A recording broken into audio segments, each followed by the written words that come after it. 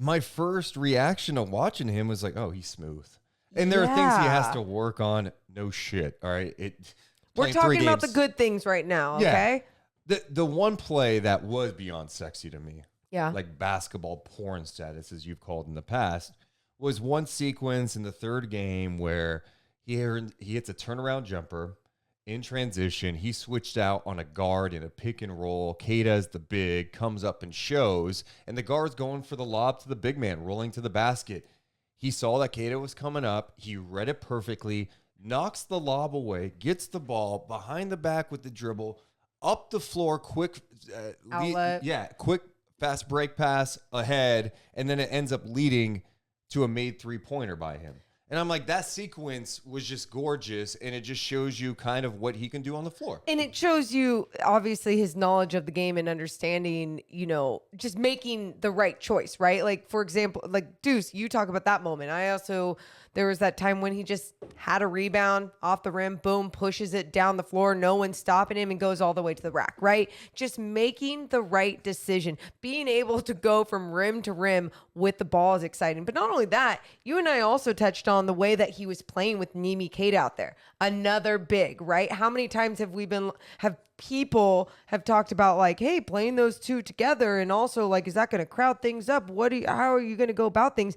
You see the way, even with Nimi at the high post and Keegan at the low post at times, and the way that Nimi would pass it in with just a nice little fundamental bounce pass, and Keegan would go to work, maybe a fadeaway, baseline jumper, whatever it is. He has so many options because he understands the game at such a high level. And those two defensively had some nice plays in that final game, blocking some shots too. Yeah. No. So Keegan in the 3 games averaged just under 20 points, 8 rebounds, just under a steal and a half per game in those 3 games in the California Classic. And I think that's the other thing too, just from a rebounding perspective, it seems like he always is around there to either get some tough rebounds or tip it out. Like, he's very active. He's got a nose for the ball. The other thing that I think is a huge asset for Sacramento in his game is the fact that although he shoots with his right hand, he's a natural lefty. He does everything else left-handed. So you saw multiple instances where the defender's like, oh, he wants to go right. Yeah. And it's like, that's fine. He is more than comfortable finishing with his left. Like, I love it.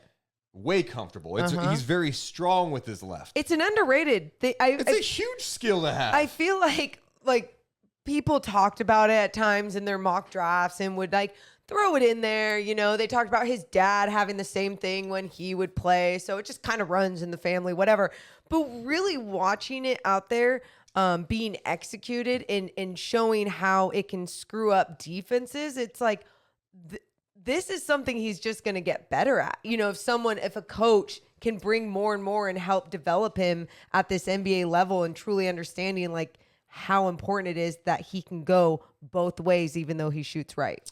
The other thing that made me really excited about his potential, especially even next year, was him showing like he's going to move off ball to get a shot. He did a lot of catch and shoot stuff at Iowa, but it's something that he talked about that he's trying to work on, the off-ball movement. Yeah. Understanding that you can get some good looks off of that, especially when you play with someone like Sabonis, who's going to draw so much attention. You got Fox out there too.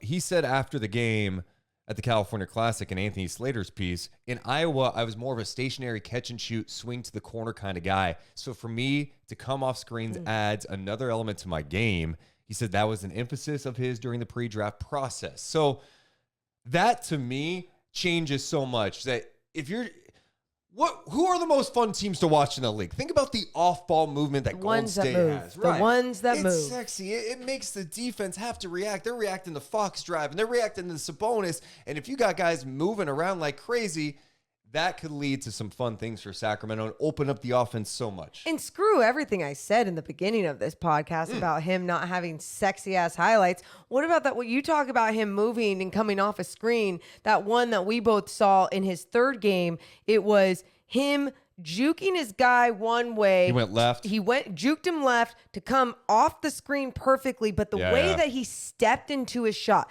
just the fundamentals of his footwork, he looked like such a pro the way he came into it. It was a great pass straight into his chest, and he just went all up in one motion.